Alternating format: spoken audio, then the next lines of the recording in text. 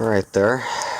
Welcome back to the Top 10 Twilight Zone episode list. We're at number 4, and as it happens, number 4 is A Quality of Mercy. This is a very neat little episode, very political in nature. And at the beginning, there's Leonard Nimoy. He's only in like a couple shots, but you can definitely tell it's him. And even though he has no lines, or maybe just one, it's certainly memorable. I think this is the only one he's in. And of course, there's the infamous one with George Takei.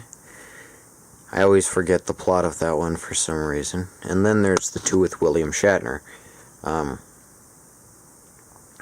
Nightmare at 20,000 Feet, and the one with the little devil box. And there's also an Outer Limits with William Shatner. As I understand it, Outer Limits and Star Trek are very, very closely tied. There's also a Night Gallery with Leonard Nimoy. All very, very interesting. But A Quality of Mercy goes beyond just having Leonard Nimoy in the first couple shots. It's a really cool episode about the nature of war, why people fight, why people shouldn't fight. It's great. And it's all about World War II and that whole deal. Judgment Night is probably, I'd say, even with this one, but I'm putting this at number 4 because it's a cool switcheroo tale. Like many Twilight Zone episodes, the conflict here is caused by magic. Just some inexplicable action, something that makes no sense, has no reason to exist, has no cause. But it just happens to enlighten this person who's in a very ignorant situation, so he learns something about civility and whatnot. And it's a very interesting episode. So it's in World War II, and he's a soldier, and then his mind switches with this guy who's in the Japanese army. And then he has to kill the Americans, but he's an American, but he can't say that because then they'd kill him.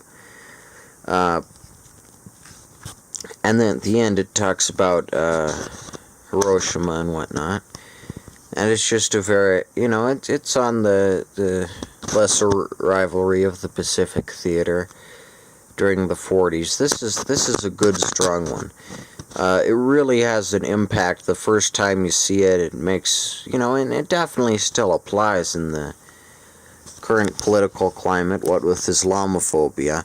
I mean, if there's any episode that Jordan Peele remakes, it ought to be this one, but with, I don't know, in Saudi Arabia or something. That'd be nice.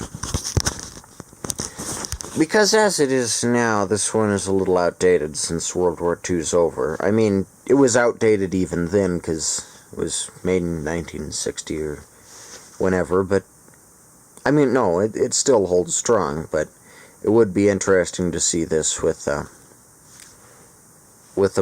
modern Islamic twist, because it's kind of the same, really, just Americans acting ignorantly to other cultures, other places. And the Japanese, I mean, what I like about this episode is it showcases the equal equality. The Japanese aren't in the clear either. They're equally ignorant and barbaric, and both sides don't really want to be fighting, but they have to. And because of this body swap that takes place, he understands why he shouldn't do that. The DVD commentary, even, is by Leonard Nimoy, which I never really got fully, because and it's an odd choice to have him do the DVD commentary, but I mean, it's interesting. you know, what with how he's dead and whatnot, it's a neat episode. But even more so, he's much better in the Night Gallery where he gets the cat from his dead wife. That one's really, really neat. For anyone who likes Leonard Nimoy but wants to see him do something other than Spock, I really do suggest the Night Gallery with the cat.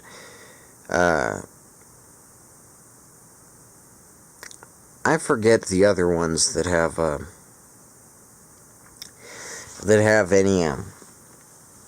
any Star Trek people, but this one barely even has Leonard Nimoy. But I always just think of it as the Leonard Nimoy one, even though the main character isn't Leonard Nimoy, he's played by someone else. I mean, I guess that's because Leonard Nimoy looks slightly Asian, so it might be confusing. But overall, this is just a very nice anti-racist, anti-war episode. You know, the kind of edgy stuff that Rod Serling enjoyed putting out in certain dosages, and it really hits home. You know, because it's heavy subject material, but it's swallowable, and I really suggest this one just based on how genuinely terrifying it is. This guy doesn't want to be in this situation, but he has to be, and overall, just a great episode through and through. It's a good wartime one. Everyone always says they like the Purple Testament. I never thought that one was that great. It's kind of This one's better, in my opinion, and it's as good as Judgment Night. So anywho, again, like all the ones on this list, I suggest you watch it. Probably watch it in order from my number 10 pick, Showdown with Ransom Grew, all the way down to number 1. But apart from that, I'd say that A Quality of Mercy is definitely a real good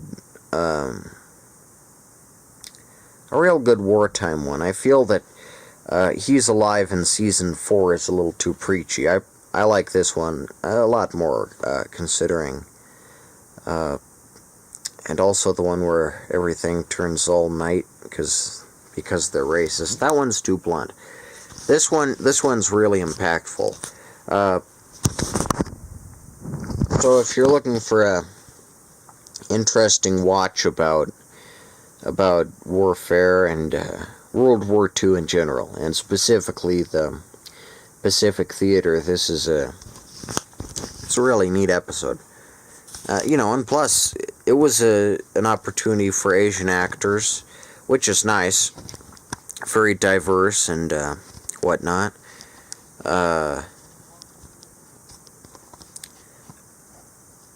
So overall,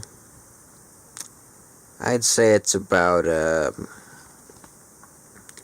it's not better than Judgment Night. I don't know. I forgot to put Judgment Night on this list. That one's also really, really scary and fun. But this one's good. This one's not scary per se. It's not troubling. It's just an examination of the time when people were killing each other, and it's a really neat episode. So we only have 3 left. I've forgotten what they are, but I'll look back at my list and then get back to you, and we'll finish up this list. Should probably be around in